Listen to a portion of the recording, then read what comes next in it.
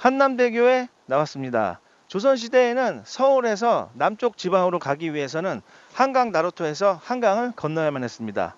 그렇게 남쪽 지방으로 가던 사람들이 찾던 숙소가 있었는데 말죽거리 숙소였습니다.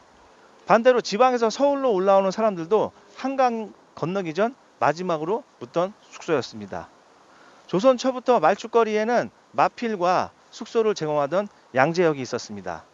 1861년 김종호의 대동료 지도를 보면 한양 도성에서 양재역으로 가는 길은 크게 두 갈래가 있었습니다. 그중 남대문에서 한남대교 북단 한강진으로 연결되는 곳이 이곳이었습니다. 1969년 한남대교가 개통되기 전까지의 일입니다. 그렇게 한강을 건너서 첫 번째로 맞이하는 고개가 있었는데 논현동입니다.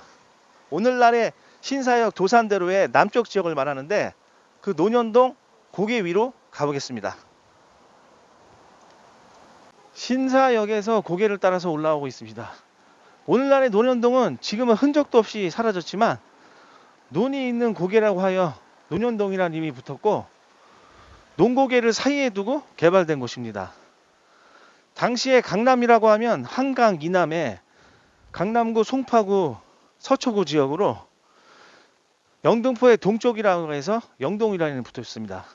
그렇게 1968년부터 영동구획 토지구획 정리사업으로 강남이 개발이 되고 1969년도에 한남대교가 개통이 됩니다.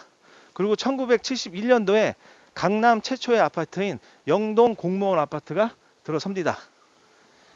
이 아파트를 중심으로 해서 역삼동, 도곡동, 상섬동에 영동 주공 아파트들이 들어서게 됩니다. 그리고 시간이 지나면서 1997년도에 영동 공무원 아파트는 재건축되었습니다. 이것을 시작으로 다른 지역의 아파트들도 모두 재건축이 되었습니다. 제가 서 있는 이 논현동 고개 일대는 그 초기에 단독주택 위주로 되어 있었고요. 지금은 시간이 지나면서 고급 저택이나 고급 빌라 형태로 많이 되어 있습니다. 다시 고개를 내려가서 학동로로 가보겠습니다. 7호선 논현역이 있는 학동로로 내려왔습니다. 앞쪽으로 가면 학동역인데요. 이 논현역에서 학동역 일대는 70년대 강남이 개발되면서 가구 업체들이 들어옵니다. 그러면서 가구 거리들이 형성이 돼요. 그래서 오늘날에는 대로변에는 국내외의 유명 브랜드 업체들이 있고요. 이면에는 마찬가지로 가구점과 인테리어 업체, 또 타일 가게들이 많이 있습니다. 현재 이곳의 건물 시세는 대로변은 평당 9천에서 1억 정도 하고요. 이면 안쪽으로 들어가면 6천에서 8천만 원 정도의 시세가 형성되어 있습니다. 최근 몇 년 들어서 재건축들로 이쁘게 바뀐 건물들이 많이 있어요. 이제 건너가면은 그 강남대로 2면, 3면으로 뒤쪽에 영동시장이 있습니다. 이쪽 지역은 1973년도에 그 영동 토지구역 정리사업으로 강남이 개발되면서 오늘날의 그 구청을 대신했던 영동 출장소가 있던 곳이에요. 그리고 등기소도 옆에 있다 보니까 많은 사람들이 왔다 갔다 했던 곳입니다. 그때가 이 일대 그 강남 초기에 상권의 전성기였던 시절이었어요. 그리고 시간이 지나면서 1975년도에 강남구로 분구가 되고 강남구청이 생기기 전까지가 전성기였습니다. 그런 형태로 있던 곳이에요. 건너편으로 가보겠습니다.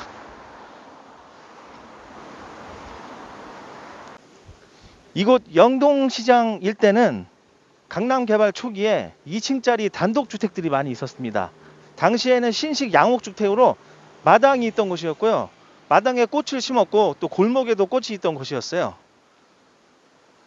이 모든 것들은 강남의 아파트 붐이 일기 전의 일입니다.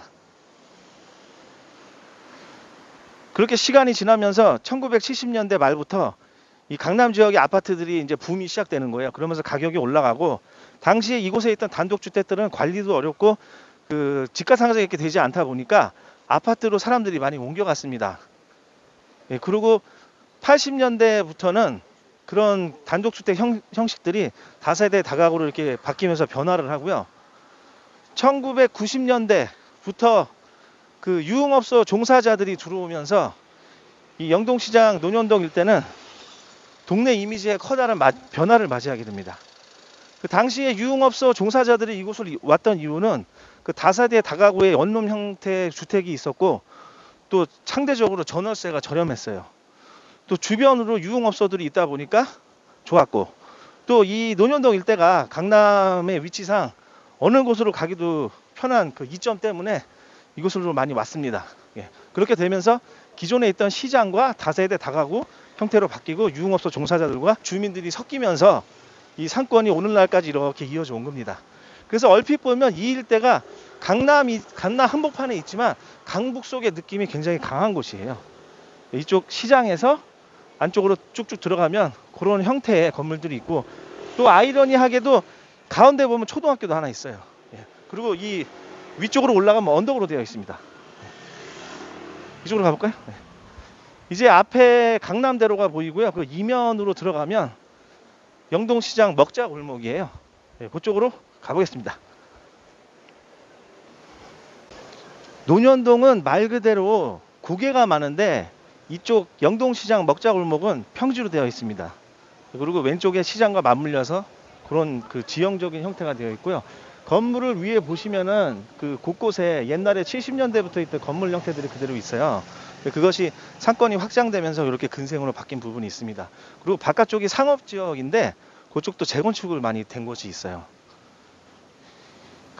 아까 그 이어서 말씀드리면 그렇게 90년대부터 유흥업소 종사자들이 들어오면서 그 이 상권은 24시를 하는 업종들도 많이 들어옵니다. 그러면서 쭉 이어져 왔는데 이 상권이 그래도 다른 상권과 비교해서 특징적인 것이 아침까지 하는 업종들이 많이 있어요. 현재 코로나 상황으로 인해서 9시밖에 영업을 못하다 보니까 다른 상권들도 영향이 많이 받지만 특히 그 이 상권만의 그런 특징적인 것 때문에 더더욱 영향을 받고 있어요. 대로변을 중심으로 사무실들이 있다 보니까 이곳의 상권을 이용하는 연령층은 20대부터 50대 초반으로 다양하게 형성되어 있습니다. 처음 이 상권을 오는 사람들이 얼핏 봤을 때는 지저분하고 복잡하고 정신없을 수 있지만 좋은 상권이에요. 이 논현동 영동시장 먹자골목도 좋은 상권이긴 합니다. 다만 이 유동과 주변 여건만 단순하게 보고 또 주변에 잘 되는 가게들 몇몇만 보고 낙수 효과를 누리면서 따라하는 형식으로 들어오는 것은 위험성이 있어 보입니다. 이곳은 선수들이 많은 곳이기 때문에 그런 것들을 잘 봐야 되고 장사하기 결코 쉬운 상권은 아니에요. 우리가 지금까지 갔던 구상권들의 모든 그 건물의 형태는 주택 지역에서 출발해서 상권이 확장되면서 근린생활시설로 바뀌는 형태인데 마찬가지로 이것도 그런 형식으로 이렇게 변화하고 있습니다. 현재까지 이어져 오고 있는데 다만 제 개인적으로 봤을 때는 이 안쪽까지의 확장은 현재 상태에서는 한계가 있다고 봅니다. 따라서 건물 투자하시는 분들 중에서 용도 변경에 의한 투자를 하시는 분들은 고려를 좀 해보셔야 될 것 같아요. 이곳의 임대 시세는 이 메인 기준으로 1층 10평이 300에서 600만 원 정도 하고요. 건물 시세는 평당 1억 2천에서 1억 5천만 원 정도 합니다. 호가긴 한데 일단 1억은 넘어요. 메인 쪽은. 이 강남구의 그 빌딩 거래량을 작년 재작년 보면 가장 많았던 곳이 역삼동, 논현동, 신사동, 청담동 순이에요. 지금까지 저희가 갔던 그런 상권들과 이 평당가를 비교해 보면 여러분들 비교가 되실 거예요. 이 논현동을 이 먹자골목을 비교했을 때 참고하시기 바랍니다. 2000년대 초로 돌아가 보면 이 상권은 수요층은 한계가 있었지만 저렴한 임대료를 바탕으로 해서 다양한 그 업종들이 있었습니다. 재미있는 상권이었었는데 그 이후에 시간이 지나면서 7호선과 9호선이 개통이 되고 또 더본코리아가 들어오면서 상권이 활성화됐어요. 그러면서 많은 사람들이 오는 곳이 되었습니다. 그러면 자연스럽게 이제 건물 가격하고 임대료가 상승이 되는데 그 정점에서 더본코리아는 일단은 빠졌습니다. 그러고 나서 한동안 이 상권은 침체가 있었어요. 그리고 또 시간이 지나면서 이 상승된 임대료를 감당할 수 있는 프랜차이즈 업종이 들어옵니다. 그러면서 왔다 갔다 하는 상권이 됩니다. 그렇게 되면 자영업자가 장사하기 어려운 상권으로 이제 변해 가는 거예요. 제가 여기 1년 6개월 만에 왔는데 지금까지 온 이 자리를 보면 바뀐 가게들이 많이 있습니다. 임대차 기간이 보통 2년 단위로 끊어서 본다고 했을 때도 업종들이 많이 바뀌었어요. 그러니까 대부분 프랜차이즈들이 들어왔다 나갔다를 반복했습니다. 근데 이거는 우리가 갔던 모든 상권들의 공통적인 현상입니다.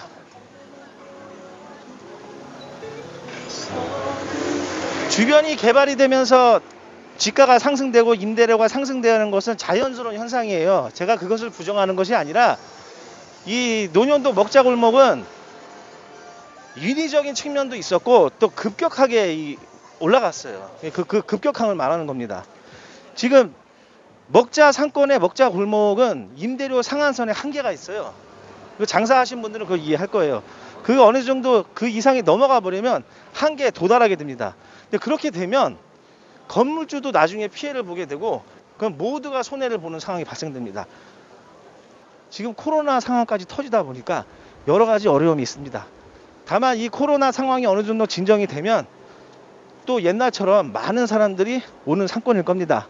그런데 자영업자 입장에서는 쉬운 상권이 아니고 어렵게 점점 가고 있다라는 말씀을 드리는 겁니다. 이제 마무리로 가겠습니다. 요즘 세상은 조물주 위에 건물주를 꿈꾸는 사람들이 많이 있습니다. 건물만 가지고 있으면 돈 걱정 없이 평생 안정적으로 살 수 있을 것이라고 생각하기 때문입니다. 그러나 코로나 시대는 상권마다 차이는 있지만 건물주들도 마냥 편해 보이진 않습니다. 세상을 살다 보면 우리가 예측하지 못하는 불확실성, 오차 등이 일어나게 되고 때로는 예측과 통제가 불가능한 상황이 벌어지기도 합니다.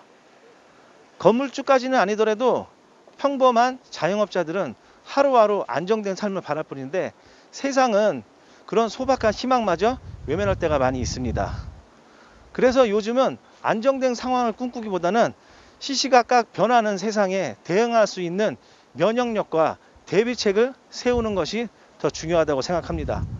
그 어떤 상황에서도 견딜 수 있는 강인함, 그런 것만입니다. 오늘은 마치겠습니다. 감사합니다.